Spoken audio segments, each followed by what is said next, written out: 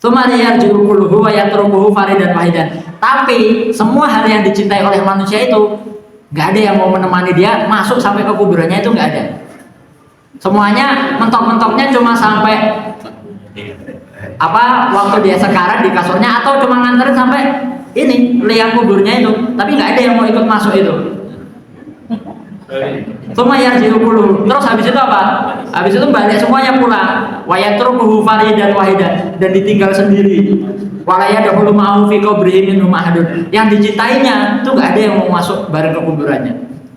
Fatafakartu wa qultu, maka saya berpikir dan saya menyimpulkan, afdalu mahbubil mar'i ma yadkhulu ma'ahu fi qabrihi wa yu'nisu fihi. Berarti yang paling kita pantas untuk dicintai oleh kita itu adalah yang mau masuk ke kuburan sama kita dan mau menemani kita. Fama wajadtu ilal a'mal as-sholihah, dan saya nggak menemukan siapapun yang masuk kecuali apa? Amal soleh. Bismillahirrahmanirrahim. Subhanaka la ilma lana illa ma 'allamtana innaka antal alimul hakim. Assalamualaikum warahmatullahi wabarakatuh. Alhamdulillahi bari'in nasam wa khaliqil lawhi wal qalam. Ahmaduhu subhanahu wa ta'ala wa ashkuruhu ala ma asda wa an'am, wa asyhadu an la ilaha illallah wahdahu la syarikalah al-hadi ila sabilil aqwam. Allahumma sholli wa sallim wa barik ala nabiyyina Muhammad sallallahu alaihi wasallam. May yuti'illaha wa rasulahu faqad rasyada wa may ya'sihima faqad dhalla dhalalan mubina. Amma ba'd. Alhamdulillah, pada pagi hari ini dan Ahad kita bisa berkumpul bersama, kita bisa menghadiri bersama pengajian Ahad pagi di PCM Gerabak, tempatnya di Desa Proworejo, di gedung dakwah. Mari kita mengucapkan tahmid bersama-sama. Itu banyak sekali nikmat yang telah diberikan pada Allah, nikmat yang telah diberikan Allah kepada kita semuanya. Di antara nikmat-nikmat Allah yang diberikan, kita saat ini mendapatkan 3 nikmat yang paling besar. Karena nikmat itu bentuknya banyak. Ada yang bentuknya materi, contohnya jabatan, prestasi, rumah, kekayaan dan lain-lain. Ini juga nikmat. Tapi ternyata yang bentuknya materi ini bukan yang paling besar, malah yang bentuknya materi atau yang bisa dihitung itu adalah golongan nikmat yang paling murah. Kalau katanya kiai saya, kalau saya itu santri jadi derek dapurnya kiai. Jadi selalu mengatakan, katanya kiai saya dulu itu nikmat yang bisa dihitung atau materi yang bisa dihitung itu selama masih bisa dihitung, mau miliaran mau triliunan, harganya murah. Ini beliau menekankan bahwasanya memang yang bisa dihitung itu murah. Nah, lalu apa nikmat yang mahal atau nikmat yang sangat besar? Tentu yang tidak bisa dihitung dan tidak bisa diukur. Yang pertama adalah as-shihah wal afiyah, kesehatan. Dan yang kedua ada afiyah. Nah, kita sering mengatakan semoga diberikan sehat wal afiyah, sehat wal afiyah. Nah, afiyah itu artinya apa sebenarnya? Semoga sehat wal afiyah, gitu kan? Sehat itu jelas ketika kita jasmani kita sehat, bisa beraktivitas tanpa ada halangan apapun, itu sehat. Lalu afiat itu apa? Afiat itu juga sehat, Bapak Ibu. Tapi bedanya sehat dan afiat ini adalah ketika kesehatan kita gunakan untuk kebaikan, itu baru namanya afiat. Jadi kalau cuma sehat saja tapi kesehatannya digunakan untuk maksiat, untuk melakukan keburukan, ini bukan afiat. Tapi afiat ini kesehatannya dimanfaatkan untuk sesuatu yang baik. Ini namanya afiat. Ini yang pertama adalah nikmat sehat wal afiat. Ini di sini yang datang sehat sedoyo nih Bapak Ibu. Dan alhamdulillah kesehatan kita gunakan untuk kebaikan. Datang hadir ke pengajian Ahad pagi. Pray enaknya jalan-jalan bisa atau istirahat, tapi Bapak Ibu sekalian menyempatkan hadir di sini menggunakan kesehatannya untuk kebaikan. Alhamdulillah. Berarti kita sudah mendapatkan satu nikmat yang paling besar. Yang kedua, ada nikmat waktu. Waktu ini juga tidak bisa dihitung Bapak Ibu. Waktu itu gratis dari Allah. Waktu itu gratis dari Allah. Kita selalu diberikan waktu. Selama kita masih hidup, berarti Allah masih selalu memberikan kita waktu. Tapi waktu itu nggak bisa dibeli. Jadi tidak ada harganya. Memang benar-benar tidak ada harganya karena diberikannya gratis. Tapi kita tidak bisa membeli waktu. Yang bisa kita lakukan hanya memanfaatkan waktu. Maka dari itu, saking pentingnya waktu, Allah itu sampai bersumpah. Tuhan kita bersumpah sendiri atas nama waktu. Dan itu disebutkan banyak sekali dalam Al-Quran. Ada wal lail, wal fajr, wal asr, wal duha. Semua waktu disebutkan. Dan Allah bersumpah atas nama waktu. Saking pentingnya waktu. Kalau dalam surat Al-Asr itu, wal asr innal insana lafi khusr. Demi waktu asar. Sesungguhnya manusia berada dalam kerugian, yaitu orang-orang yang tidak bisa memanfaatkan waktunya. Lalu yang terakhir Bapak Ibu, nikmat yang paling besar adalah nikmat iman dan juga nikmat Islam. Nah ini tidak semuanya bisa mendapatkan nikmat Islam dan iman seperti kita. Kan ada manusia yang dilahirkan itu lahirnya di rahimnya ibu yang kafir, ya otomatis dia menjadi kafir. Atau lahirnya misalnya di pulau terpencil yang di situ tidak terjamah oleh dakwah Islamiyah, nah, maka otomatis dia belum mendapatkan hidayah secara real dari keluarganya. Maka kita yang sudah insya Allah dari kecilnya, dari lahirnya kita sudah diberikan nikmat Islam dan iman, kita perlu mensyukurnya yaitu dengan menguatkan iman, Islam dan juga ketakwaan kita. Nah bahkan Nabi pun terhadap nikmat iman ini, Nabi itu tidak punya hak sama sekali untuk memberikan nikmat iman. Padahal beliau adalah manusia paling mulia, orang Islam nomor 1 lah bahasanya. Tapi beliau tidak punya kehendak atas nikmat iman itu. Buktinya banyak keluarga beliau yang sampai akhir hayatnya, di akhir dakwahnya Nabi masih juga belum beriman. Contohnya siapa? Contohnya adalah orang yang paling dekat dengan Nabi, yaitu pamannya Abu Thalib, yang membantu Nabi, menyayangi Nabi, tapi tetap saja Nabi Muhammad tidak bisa memiliki kehendak untuk memberikan hidayah kepadanya. Katanya Allah, innaka lan tahdi man ahbabta walakin Allah yahdi man yasha. Sesungguhnya kamu Muhammad sekali-kali tidak bisa memberikan hidayah pada orang yang kamu cintai. Walakin Allah yahdi man yasha. Tapi sesungguhnya Allah memberikan hidayah kepada orang yang Dia kehendaki. Nah sekarang kita ini dalam kehendaknya Allah untuk mendapatkan hidayah. Beda sama Abu Thalib, mohon maaf. Maka kita ini mendapatkan nikmat yang sangat besar, yaitu nikmat iman dan juga nikmat hidayah tersebut. Maka mari kita syukuri ya dengan menambah ilmu kita, belajar Islam, tidak henti-hentinya untuk mengamalkan ilmu agama. Oke Bapak Ibu, pada pagi hari ini insya Allah kami akan membawakan kajian. Nah, kami karena saya tidak sendiri Bapak Ibu, saya bawa rombongan dari Pondok Pesantren Modern Muhammadiyah Boarding School Purworejo. Tadi mohon maaf agak telat karena dari Pituruh sampai Gerabak itu lumayan sudah ngebut, tapi masih telat. Alhamdulillah tidak terlalu lama tadi, sekitar 5 menit tadi, jam 6 lebih 6 tadi baru sampai ke PCM sini.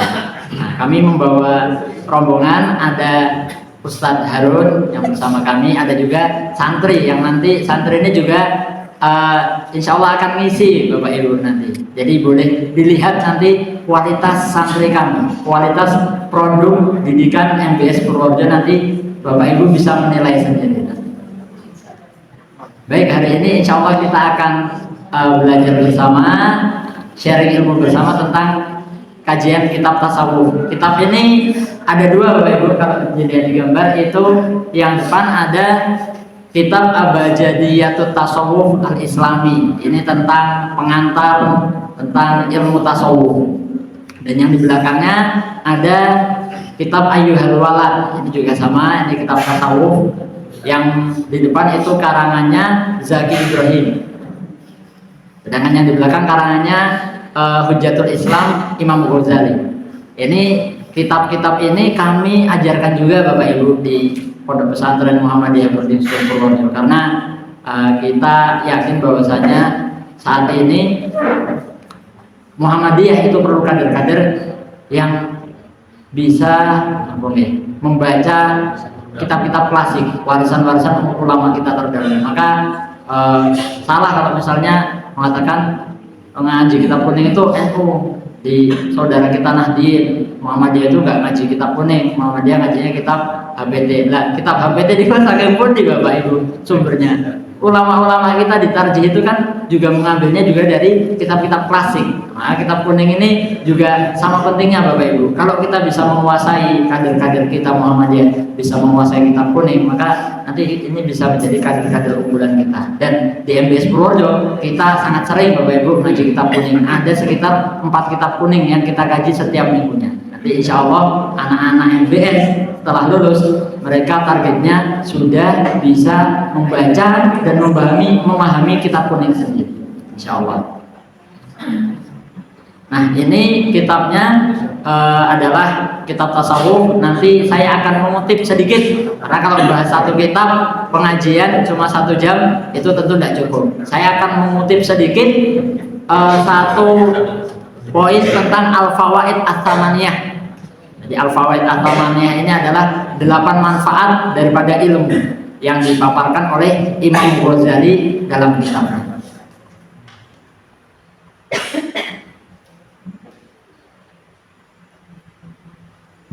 Oke, sebelum kita masuk ke materi, saya ingin mengenalkan sedikit tentang tasawuf.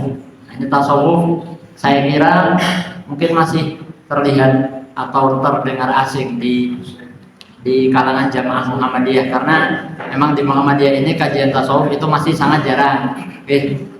Buktinya saya kemarin ketika mengisi dengan materi yang sama juga Bapak Ibu di Kutarjo, itu ada yang menanyakan definisi tentang tasawuf.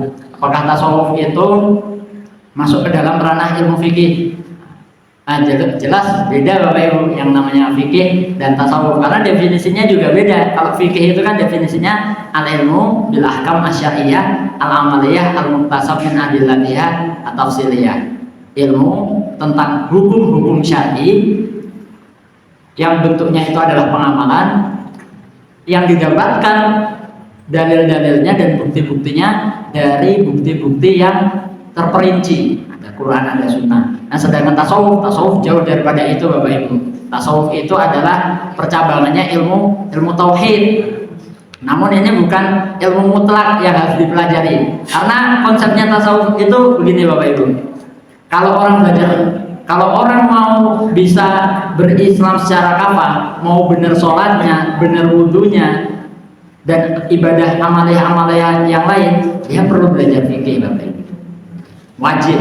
Dan dia harus tahu langkah-langkahnya, gimana wudhu yang benar, gimana sholat yang benar. Tapi orang kalau mau bertasawuf itu nggak perlu belajar tasawuf, itu sudah bisa bertasawuf Bapak Ibu. Karena tasawuf itu adalah intinya adalah mensucikan hati atau tazkiyatun nafas. Jadi orang belajar tasawuf itu belum tentu bertasawuf, dan orang yang nggak belajar tasawuf bisa jadi dia bertasawuf. Contoh, orang yang hidupnya itu sederhana di desa dan sebagian orang petani. Kan kalau hidupnya petani itu kan hidupnya ayam, jauh dari hiruk pikuk, jauh dari konflik. Nah, gimana dia mau konflik? Masa dia mau konflik sama tandurannya sendiri? Paling dia konfliknya sama hama dan lain-lain. Dia nggak ada konflik yang memicu konflik hati dan sebagainya, merusak kejernihan hati. Nah, orang-orang yang seperti ini hidupnya, misalnya petani, subuh berangkat ke sawah, nanti zuhur pulang sholat, berangkat lagi ke sawah, asar nanti pulang. Hidupnya itu tenang. Maka orang-orang yang seperti ini kita bisa mengatakan bahwasanya orang-orang ini bertasawuf, karena hidupnya itu tenang, tidak ada konflik, dan hatinya suci. Dan belum pasti orang-orang seperti ini belajar tasawuf. Maka bisa kami bilang bahwasanya nggak semua orang yang nggak belajar tasawuf itu tidak bertasawuf, dan belum pasti yang belajar tasawuf itu bertasawuf. Bisa jadi ahli ilmu tasawuf tapi hatinya penuh kedengkian, hatinya penuh iri, hatinya penuh kebencian. Nah, ini berarti dia cuma berilmu tasawuf tapi tidak bertasawuf. Nah, definisinya tasawuf ini adalah memurnikan, yang berasal dari kata sofin. Sofin itu murni, jernih. Al-ma'u sofin, air itu jernih. Kalau hati jernih berarti dia bertasawuf. Nah, definisi yang kami ambil dari kitab Abajadiyatul Tasawuf ini definisinya sangat sederhana Bapak Ibu, yaitu at-takhalli an kulli daniyin wa tahalli bi kulli sunniyin. At-takhalli ini melepaskan, mengkosongkan. Jadi tasawuf itu ibarat wadah yang penuh, botol penuh tapi dengan air yang keruh. Nah, itu kita kosongkan dulu. Sudah, setuju kita kosongkan dulu, lalu kita isi lagi, tapi dengan yang air yang bagus, air yang jernih, airnya mungkin yang manis, ada sirupnya, ada gulanya. Nah, ini seperti ini. Analoginya seperti itu. Melepaskan diri dari segala sesuatu yang bersifat hina, iri, dengki, benci, marah, dan sebagainya. Ini kita lepaskan semuanya dari hati kita, lalu kita isi kembali atau kita perindah. At-tahalli itu mempermanis, kalau bahasa Arabnya itu aslinya mempermanis. Nah, mempermanis itu kan berarti diperindah dengan apa? Ya, dengan segala kemuliaan, sodako, suka memuji, saling membantu. Nah, ini yang seperti ini nanti akan mendatangkan kemurnian hati. Nah, ini Bapak Ibu, saya dan asbun Bapak Ibu di sini. Jadi asbun itu asal bunyi, karena anak pondok itu kami sering sampaikan kepada santri, namanya santri itu nggak boleh asbun. Ngomongnya cuma dulu katanya, padahal Nabi itu sangat membenci katanya, wa karihalakum qila wa qala. Namanya santri itu ketika berbicara harus punya landasan, yang bisa dipertanggungjawabkan. Maka saya bicaranya juga agak asbun Bapak Ibu. Ini saya ngambil langsung dari kitabnya. Ini at-tasawuf wa at-takhalli an kulli daniyin wa tahalli bi kulli sunniyin. Nah, ini juga insya Allah santri-santri kalau bicara itu semuanya ada sumbernya, dan sumbernya itu kredibel, dipercaya, dan bisa dipertanggungjawabkan. Nah, ini bedanya santri sama bukan santri Bapak Ibu. Jadi kita kalau ngomong ada landasannya.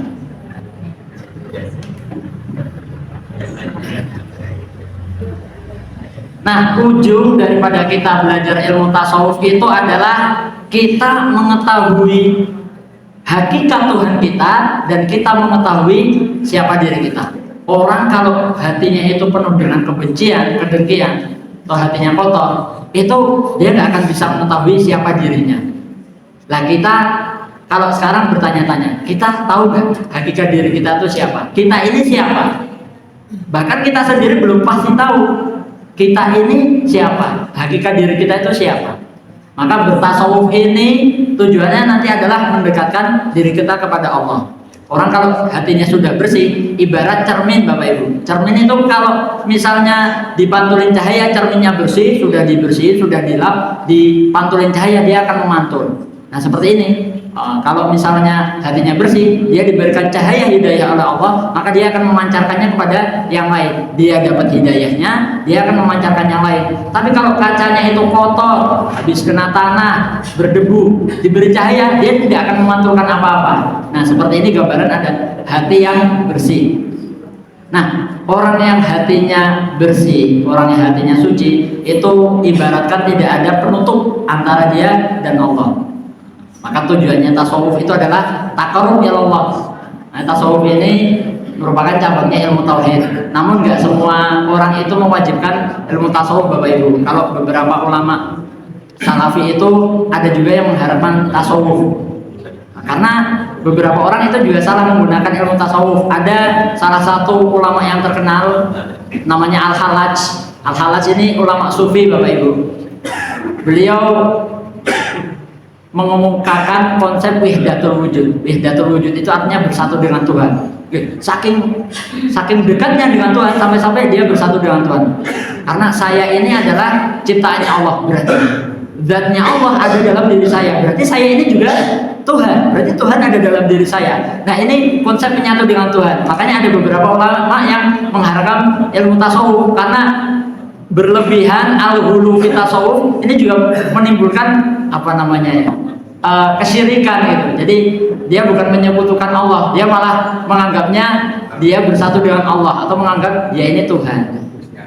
Ini banyak yang ada juga yang melarang pembelajaran ilmu tasawuf yang berlebihan. Biasanya kalau tasawuf itu yang banyak mempelajari itu adalah ulama Asy'ari. Nah, kebanyakan tasawuf itu kita temukan di Universitas Al-Azhar Kairo. Nah ini salah satunya. Buku ini juga kami dapatkan rekomendasi buku ini dari kakak kelas kami Bapak Ibu yang kuliah di Al-Azhar. Waktu itu saya mau ngisi nih kajian tentang tasawuf. Kira-kira buku yang cocok itu apa ya Ustadz? Nah, beliau ini alumni Al-Azhar Kairo. Jurusannya Usuluddin tentang tauhid juga. Lalu kami diberikan buku ini. Nah ini ternyata bukunya bagus juga. Nah ujung daripada tasawuf itu adalah mengenal Tuhan. Man arafa nafsahu faqad arafa rabbahu. Barang siapa yang mengetahui hakikat dirinya, maka dia akan mengenal hakikat Tuhan. Nah tapi syaratnya adalah mensucikan hati dulu. Atau bisa juga dibalik Bapak Ibu. Man arafa rabbahu faqad arafa nafsahu. Barang siapa yang mengetahui hakikat Tuhannya, maka dia akan mengetahui hakikat dirinya. Kalau kita sudah dekat pada Allah, nanti Allah akan memberikan hidayah. Kamu ini adalah orang yang seperti ini. Jadi ini dibolak-balik sama saja. Kalau kita mengetahui hakikat diri kita, maka kita akan mengetahui hakikat Tuhan kita. Berarti kita tahu diri, kita ini hamba, tidak boleh sombong. Yang boleh sombong itu, yang punya sifat mutakabir itu hanya Allah. Atau sebaliknya, kalau kita mengetahui hakikat Tuhan kita, maka kita juga akan mengetahui hakikat diri kita. Ini adalah nilai daripada pembelajaran ilmu tasawuf.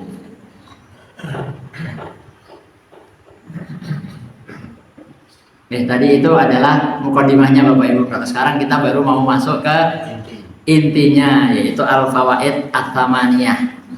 Nah ini kami ambil dari kitab Ayyuhal Walad Bapak Ibu. Ini karyanya Imam Ghazali. Imam Ghazali itu disebut Hujjatul Islam. Hujjatul Islam itu adalah alasan-alasan dan bukti-buktinya Islam. Karena beliau saking pinternya Bapak Ibu, bahkan beliau juga melahirkan murid-muridnya, beliau itu juga melahirkan ulama-ulama yang soleh. Maka beliau disebut Hujjatul Islam, Imam Ghazali. Beliau ini kalau dalam madhabnya itu Asy'ari Bapak Ibu. Madhab tauhidnya Asy'ari. Kalau Muhammadiyah itu madhab tauhidnya apa Bapak Ibu? Al-madhab al-HPTiyah gitu kan. Wah, kita madhabnya apa? Kalau di Nahdiyin saudara kita itu kan mereka sudah punya. Kita Ahlus Sunnah wal Jamaah. Mau dia apa Ahlus Sunnah wal Jamaah? Wah, ikut-ikutan dong berarti. Nah, lalu kita ini sebenarnya apa Bapak Ibu? La ilaha illallah wa la ilaha illallah. Enggak ke sini, enggak ke sana. Ternyata ada Bapak Ibu. Kita ini sudah dijelaskan oleh ulama-ulama Muhammadiyah terdahulu. Itu kita sudah dijelaskan di Himpunan Putusan Tarjih Jilid 1 di manuskrip aslinya Bapak Ibu yang berbahasa Arab. Karena HPT itu aslinya bukan bahasa Indonesia. HPT itu ditulis oleh ulama-ulama kita, aslinya skrip aslinya menggunakan bahasa Arab, terutama yang jilid 1. Nah, di situ diterangkan tentang ideologi tauhidnya Muhammadiyah. Bahwasanya kita ini kita ini mengikuti akidah Ahlul Haqqi was Sunnah. Nah, Ahlul Haqqi was Sunnah itu apa Bapak Ibu? Nah, konsep Ahlul Haqqi was Sunnah ternyata ini dikutip oleh ulama Muhammadiyah dari bukunya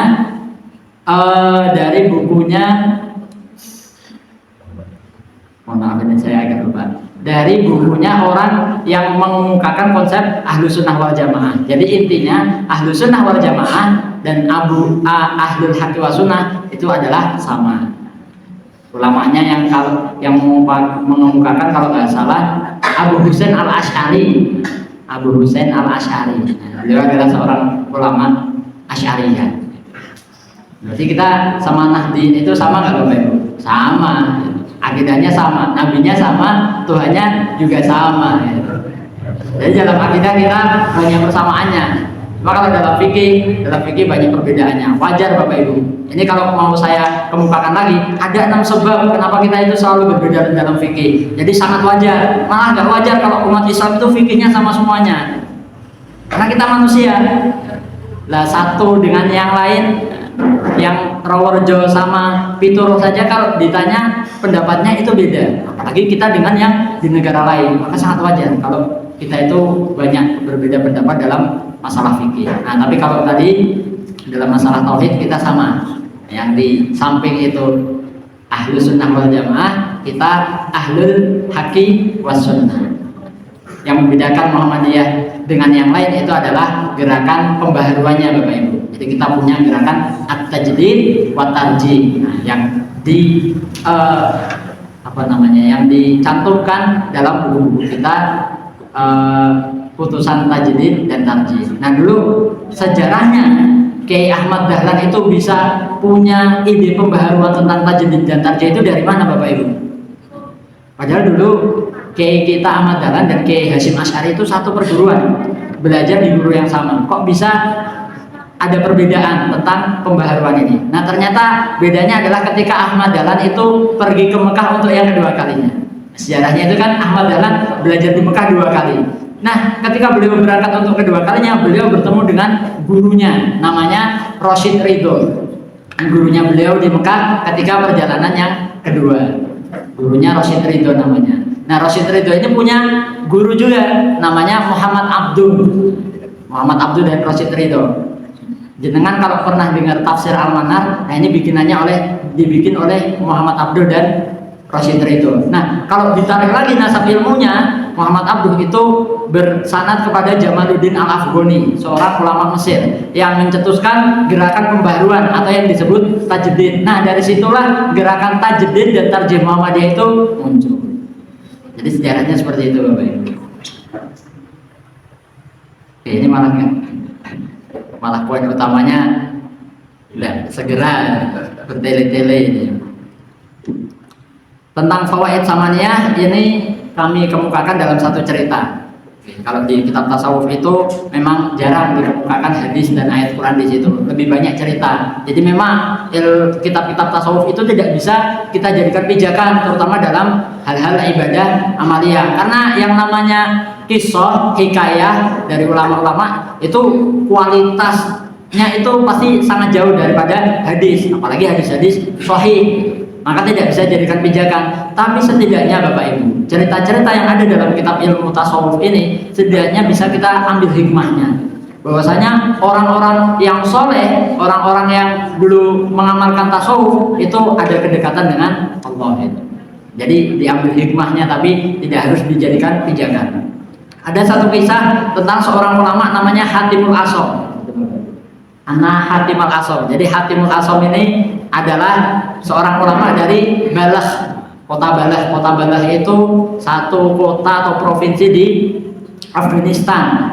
Nah, nama ulamanya itu Hatim. Terus dipanggilnya Asom. Asom itu artinya tuli, Bapak Ibu. Tapi aslinya dia tidak tuli beneran. Dia ini dipanggil tuli karena satu kejadian, dan kejadiannya sangat bagus, Bapak Ibu. Jadi suatu saat beliau ini seorang ulama, ada orang yang datang kepada beliau. Ada seorang perempuan datang ke beliau menanyakan tentang agama, konsultasi, menanyakan tentang agama. Tidak sengaja ketika beliau sedang bercengkerama dengan perempuan ini, ternyata si perempuan ini itu tidak sengaja kentut, Bapak Ibu. Nah, itu kan kalau ketemu dengan ulama, ustaz terus dikentutin itu kan nggak sopan gitu kan. Nah, pasti nggak enak. Yang nggak enak ini ya perempuannya tadi itu. Aduh, nggak enak, masa saya ngentutin ustaz saya mau nanya tentang agama malah gitu TV. Nah, tapi ternyata karena ngentut itu kan ada yang ada suaranya, ada yang nggak ada suaranya, dan dilalah ini yang perempuan ini ngentutnya ada suaranya. Wah, tambah nggak enak itu, tambah garu. Waduh, ngentut itu semanggu.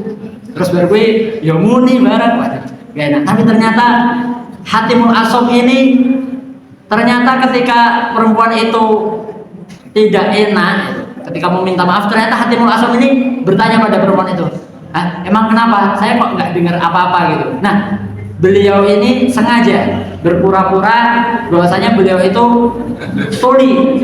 Untuk apa? Untuk menjaga hati si perempuan tadi. Masya Allah. Jadi ulama-ulama kita terdahulu itu Masya Allah adabnya. Jadi beliau untuk menjaga hatinya muridnya biar tidak merasa tidak enak, itu beliau sengaja pura-pura tuli.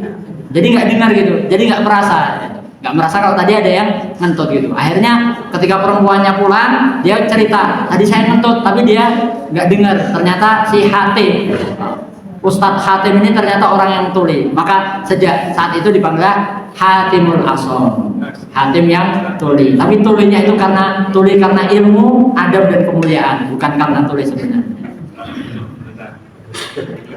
Nah, suatu saat Hatimul Asom ini bertemu dengan gurunya.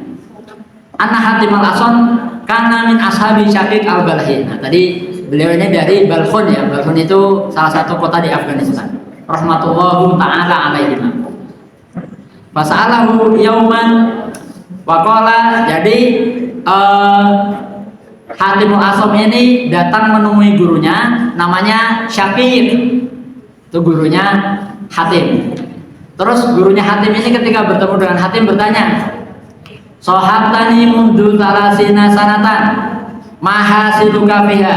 Kamu sudah menemani saya, kamu sudah berguru kepada saya selama 30 tahun. Masya Allah Bapak Ibu. Orang sekolah bertemu sama satu ustadz, belajar sama satu ustadz itu selama 30 tahun. Jadi Hatimul Asom ini berguru pada Syaqiq itu selama 30 tahun. Terus ditanya sama Syaqiq, kamu sudah menemani saya, berguru dengan saya 30 tahun, mahasilu kafiyah, kamu dapat apa? Apa yang kamu hasilkan dari 30 tahun itu? Wah ya, kalau 30 tahun harusnya sudah dapat banyak sekali itu. Lalu Hatimul Asom menjawab, qala hasaltu thamani fawaidan minal ilmi. 30 tahun Bapak Ibu, cuma dapat 8 poin dari ilmu. Masya Allah. Hasaltu thamani fawaida. Saya mendapatkan 8 manfaat dari ilmu. Orang kalau ya Allah 30 tahun belajar ngomong oleh walu tok bali wae. Wahia takfini minhu. Tapi ternyata Bapak Ibu, yang 8 ini cukup bagi saya untuk menjadi bekal kehidupan saya. Li'anni arju kholasi wa najati fiha. Karena yang dari 8 ini saya mengharapkan keselamatan dan juga kesuksesan saya di dunia maupun di akhirat. Makalah Syaqiq, lah apa itu? Cuma 8, emang yang 8 itu apa aja? Kok sudah cukup yang 8 ini menjadi bekal? Qala Hatim, al-faidah al-ula, anni nadhartu ilal khalqi fara'aitu likullin minhum mahbuban ma'syuqan yuhibbuhu wa ya'shaquhu. Saya ini melihat manusia, saya memperhatikan berbagai manusia. Dan saya mengamati bahwasanya setiap manusia itu punya mahbub, sesuatu yang dicintai, ma'syuq, sesuatu yang dirindukan, yuhibbuhu wa ya'shaquhu. Ada yang dicintai, ada yang manusia cintanya harta, ada yang manusia cintanya dengan keluarganya, lawan jenisnya dan sebagainya. Ya pokoknya semua orang itu punya sesuatu yang dicintai. Wa ba'du dzalikal mahbub yusahibuhu ila maradil maut. Yang dicintai itu ada yang menemani dia sampai sekarat. Maradul maut itu sekarat, sudah mau meninggal. Wa ba'duhu yusahibuhu ila syafiril qabri. Ada juga yang dicintainya itu mau menemani dia sampai liang kubur. Syafir itu apa namanya itu? Ya permukaannya itu, permukaan kuburnya itu. Tsummariyarji'u kulluhu wa yatrukuhu faridan wahidan. Tapi semua hal yang dicintai oleh manusia itu nggak ada yang mau menemani dia masuk sampai ke kuburannya, itu nggak ada. Semuanya mentok-mentoknya cuma sampai waktu dia sekarat di kasurnya, atau cuma nganterin sampai ini liang kuburnya itu, tapi nggak ada yang mau ikut masuk itu. Semua yang diukulu. Terus habis itu apa? Habis itu balik semuanya pulang. Wayatrukuhu faridan wahidan, dan ditinggal sendiri. Walaya dahulu ma'u fi qabrihi minhum ahadun. Yang dicintainya itu nggak ada yang mau masuk bareng ke kuburannya. Fatafakartu wa qultu, maka saya berpikir dan saya menyimpulkan, afdalu mahbubil mar'i ma yadkhulu ma'ahu fi qabrihi wa yu'nisu fihi. Berarti yang paling kita pantas untuk dicintai oleh kita itu adalah yang mau masuk ke kuburan sama kita dan mau menemani kita. Fama wajadtuhu ilal a'mal as-sholihah, dan saya nggak menemukan siapapun yang masuk kecuali apa? Amal soleh. Fa'akhadtuha mahbubati, maka saya jadikan amal solehnya adalah sesuatu yang saya cintai. Litakuna sirajan fi qabri, agar menjadi lentera, agar menjadi penerang di kuburan saya. Wa tu'nisuni fihi, dan menemaniku, menghiburku. Nah, tu'nisun itu dari kata anis. Nah, kalau anis itu artinya teman dan penghibur. Itu pernah dikatakan Prof. Abdul Muti itu ketika mengartikan namanya Pak Anies Baswedan. Jadi anis itu artinya teman yang menghibur. Wa tu'nisuni fihi wa la tatrukuni farida. Itu yang pertama Bapak Ibu, manfaat ilmu yang pertama tentang siapa yang paling pantas untuk kita cintai. Yang kedua, wal faidah artinya anni ra'aitu al khalqa yaqtaduna ahwa'ahum wa yubadiruna ila muradati anfusihim. Saya melihat kepada manusia bahwasanya para manusia ini mengikuti hawa nafsu mereka. Yaqtaduna ahwa'ahum wa yubadiruna ila muradati anfusihim. Dan juga bersegera, kalau untuk memenuhi hawa nafsu bersegera. Ayo mangan, gas. Ayo liburan, gas. Nah, itu kan seperti itu namanya yubadir. Sukanya bersegera. Kalau dalam hal-hal yang dia sukai menurut hawa nafsunya, itu dia selalu cepat. Ayo ini healing. Bahasanya anak muda zaman sekarang, kita healing, dolan, ayo gas. Nah, ini namanya bersegera dalam apa? Dalam mengikuti keinginan hawa nafsu. Fata'amal tu fi qouli ta'ala, lalu saya berpikir tentang salah satu firman Allah, wa amma man khafa maqama rabbih wa nahan nafsa 'anil hawa fa innal jannata hiyal ma'wa. Dan barang siapa yang takut kepada posisi Tuhannya, wa nahan nafsa 'anil hawa, dan melarang dirinya dari mengikuti hawa nafsu, fa innal jannata hiyal ma'wa, maka surga adalah tempat kembalinya. Wa tayaqqantu anal Qur'ana hakun shadiq, dan saya yakin bahwasanya Quran itu adalah bukti yang nyata, nggak mungkin Quran itu bohong. Fabadartu ila khilafi nafsi, maka ketika orang lain itu bersegera untuk mengikuti hawa nafsunya, saya juga bersegera. Tapi untuk apa? Untuk memerangi hawa nafsu saya. Wa tasyamartu li mujahadatiha, dan saya juga bekerja keras untuk memerangi hawa nafsunya. Wa ma matta'tuha bihawaha hatta irtadat li ta'atillahi ta'ala, dan saya nggak akan menikmati hawa nafsu saya kecuali untuk sesuatu yang diridhoi. Contohnya kalau kita punya harta, ya kita nggak boleh menikmati harta kita sampai kita mensedekahkan, sampai kita menggunakan untuk amal kebaikan. Itu sesuatu yang diridhoi Allah. Itu yang kedua Bapak Ibu. Yang ketiga, anni ra'aitu kulla wahidin minan nasi yas'a fi jam'i hutamin dunya tsumma yumsikuhu qabidun yadahu. Aku melihat manusia bahwasanya mereka ini berusaha mati-matian. Yas'a fi jam'i hutamid dunya, berusaha mati-matian untuk mengumpulkan peninggalan-peninggalan yang ada di dunia. Harta karun. Harta karun itu kan peninggalan Bapak Ibu. Peninggalannya Qarun yang mati tertimbun sama hartanya, atau ya yang ada yang ditinggalkan oleh warisan-warisan bumi kita, minyak bumi, tumbuhan, emas, hasil bumi dan lain-lain. Nah, orang-orang ini banyak yang berusaha mati-matian untuk ngumpulin yaitu yang ada di dalam dunia itu. Sumayum sibuhu qabidonya ada, terus dipegang erat-erat. Sudah berusaha mati-matian, habis itu dipegang erat-erat kayak balon. Pegang erat-erat baru kepada 5, padahal dia dapatnya gratis itu. Tapi dipegang erat-erat, enggak mau dibagi-bagi khususnya Bapak. Fata'amaltu fi qouli ta'ala, lalu saya berpikir tentang salah satu firman-Nya Allah, ma'indakum yanfadu wa ma'indallahi baqin. Sudah dipegang erat-erat, tapi mau dia ditimbun, enggak dibagi-bagi, itu nanti tetap akan habis, tetap akan rusak. Ma'indakum yanfadu, karena yang ada pada kalian itu akan rusak, akan hilang. Wa ma'indallahi baqin, sedangkan yang ada pada Allah itu kekal abadi. Fabadartu mahsuli minad dunya liwajhillahi ta'ala, maka saya gunakan apa yang saya dapatkan dari dunia ini untuk apa? Untuk mendapatkan keridhaan Allah. Fafarraqtuhu bainal masakin, saya bagikan ke orang-orang miskin. Liyakuna dukhran li indallahi ta'ala, biar nanti jadi tabungan, tabungannya banknya sama Allah itu. Karena kalau kita nabungnya sama Allah itu kekal abadi. Tapi kalau kita nabungnya di dunia bisa habis, bisa dicuri, bisa rusak. Nah, selanjutnya al-faidah ar-rabi'ah, anni ra'aitu ba'dal khalqi yadunnu anna syarafahu wa 'izzahu fi kathratil aqwami wal asyairi fa'tazabi. Saya melihat bahwasanya manusia itu mengira kalau kemuliaan, kebesaran itu terletak pada banyak teman dan juga banyak keluarga. Nah, kalau bahasanya sekarang itu banyak follower. Orang kalau banyak followernya, oh berarti dia orang hebat. Di media sosial yang mengikuti banyak berarti dia orang hebat. Nah, ternyata terjadi beneran Bapak Ibu. Ini Imam Ghazali yang ngomong. Fakta Zabib. Lalu bangga dia. Wah, kalau sudah punya follower banyak, nih saya sudah punya follower segini. Kalau di ini saya sudah punya sabrek apa itu? Saya sudah punya sabrek segini. Diapresiasi gitu. Dan mereka merasa bangga dengan itu. Wazama akharun annahu fi tarwatil amwal wa kathratil aulad. Ada juga yang mengira bahwasanya kemuliaan itu banyak harta, banyak anak. Kan ada juga Bapak Ibu, orang punya anak banyak, punya anak 11 terus dipamer-pamerin. Gitu. Ada juga Bapak Ibu, famtakharu ya. Lalu mereka berbangga juga.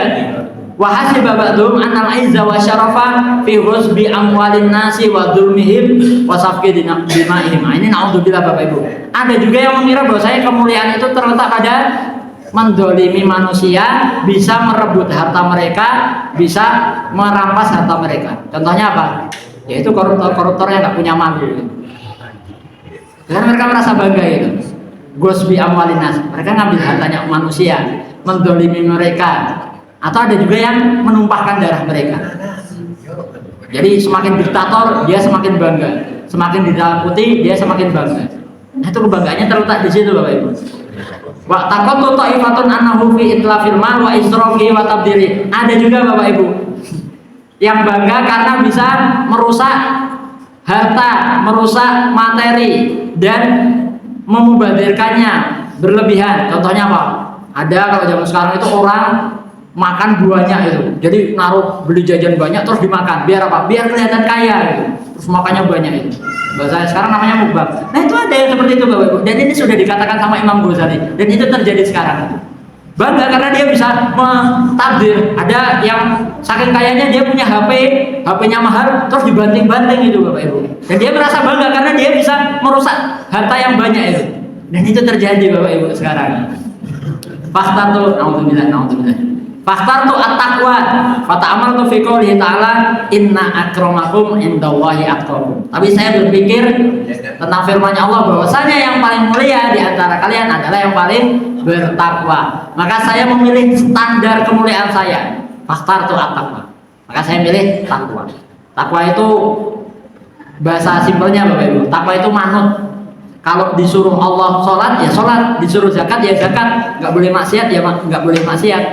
Jadi takwa itu artinya manut. Kalau kita disuruh ini mengerjakan, dilarang itu tidak mengerjakan, berarti kita sudah bertakwa kepada Allah. Wa taqattu anal Qur'ana haqqun shadiq. Dan saya yakin bahwasanya Quran itu adalah bukti yang nyata.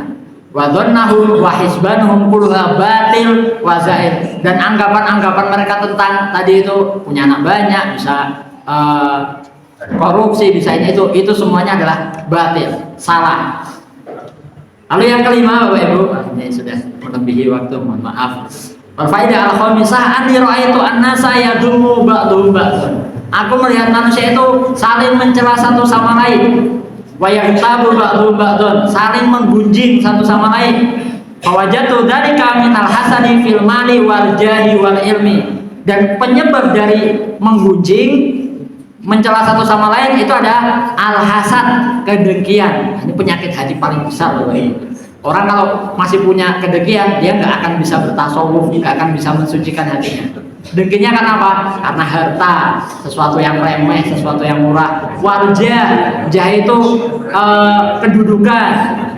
Wal ilmi, bahkan ada juga yang iri, dengki karena temennya itu ilmunya banyak. S3 gitu. Paling ini ijazahnya palsu. Oh, itu kan iri, dengki karena ilmu. Fata'amaltu fi qouli ta'ala nahnu qasamna bainahum ma'isyatahum fil hayatid dunya. Saya berpikir tentang firman-Nya Allah bahwasanya nahnu qasamna bainahum. Kami sudah membagikan kepada para manusia ma'isyatahum, penghidupan mereka fil hayatid dunya. dan yang dibagi oleh Allah itu nggak mungkin nggak adil. Fa'alim tu annal qasamah kanat minallahi ta'ala fil azal. Dan saya tahu yang membagi-bagi rezeki kita, ilmu kita, kedudukan kita, harta kita, itu yang bagi itu bukan siapa-siapa, yang bagi itu Tuhan kita sendiri, Allah. Fama hasatu ahadan. Karena Allah Maha Adil, ya untuk apa kita hasad kepada orang lain? Maka saya tidak akan mendengki kepada siapapun.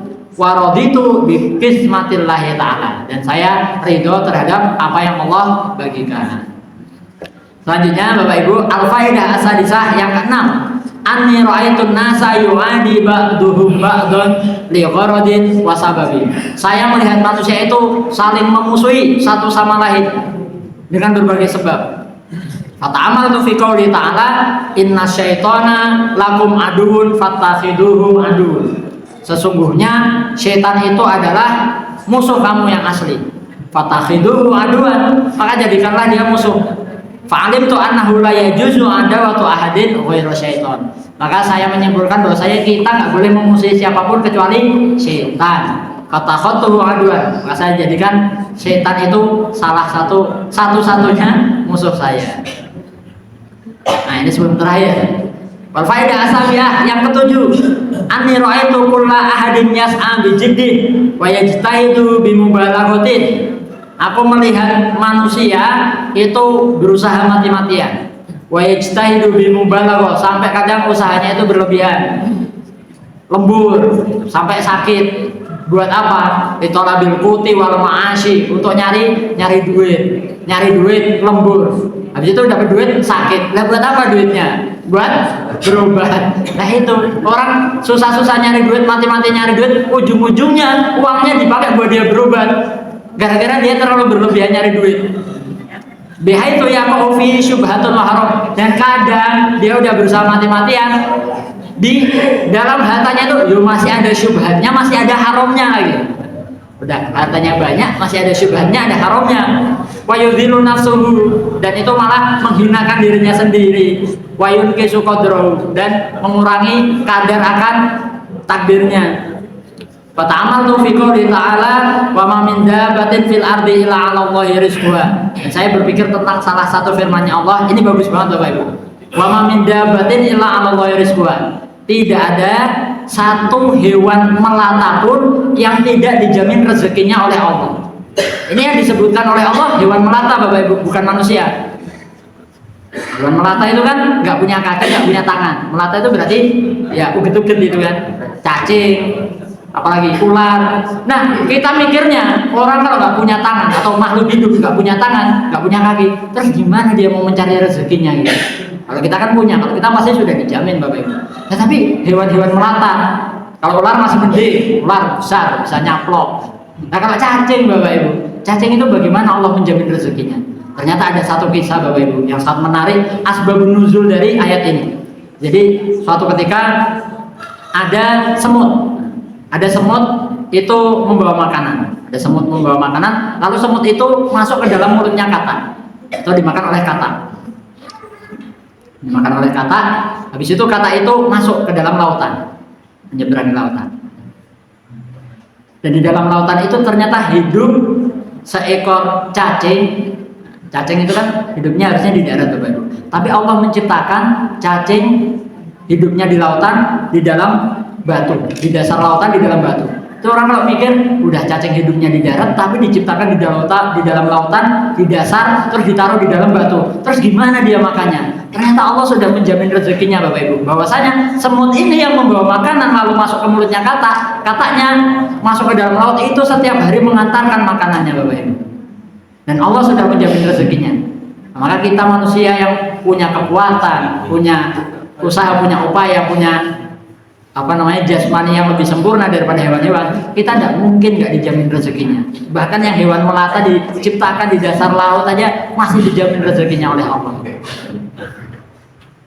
Fa'alim tu anna rizki Allah Ta'ala. Maka saya tahu bahasanya rezeki saya sudah dijamin oleh Allah. Wa qad dhaminahu, sudah dijamin. Fastaghfirtu bi ibadati. Maka saya akan menyibukkan diri untuk ibadah. Bukan berarti meninggalkan pekerjaan, tapi gak usah mati-matian nyari dunia yang nanti gak dibawa ke akhirat.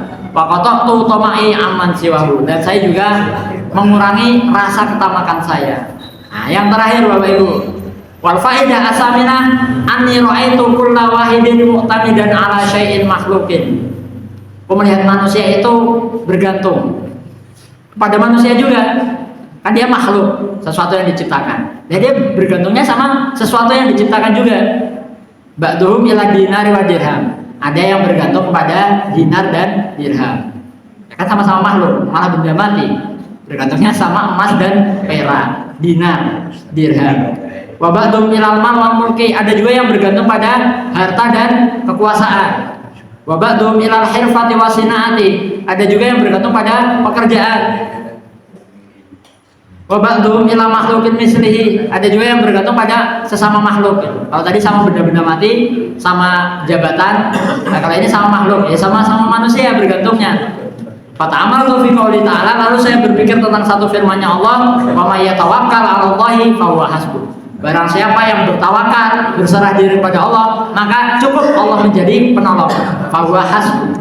Innallaha balighu amri. Sesungguhnya Allah itu yang akan memenuhi perkara-perkaranya. Qad ja'alallahu likulli syai'in qadir.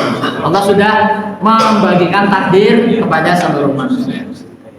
Fatawakkaltu 'ala Allah, maka saya berserah diri pada Allah. Bahwa hasbi wa ni'mal wakil. Maka saya jadikan penolong saya. Cukup Allah penolong saya. Wa ni'mal wakil. Nah, ini sudah selesai Bapak Ibu. Jadi itu 8 tadi adalah 8 manfaat ilmu yang diambil dari Khatimul Asom yang didapat dari gurunya namanya Syakik Al-Barhi. Lalu bagaimana Syakik gurunya itu menanggapi? Waffaqakallahu ta'ala ya Hatim. Masya Allah. Semoga Allah memberikan kamu taufik. Semoga Allah menyetujui apa yang kamu dapatkan ini wahai Hatim.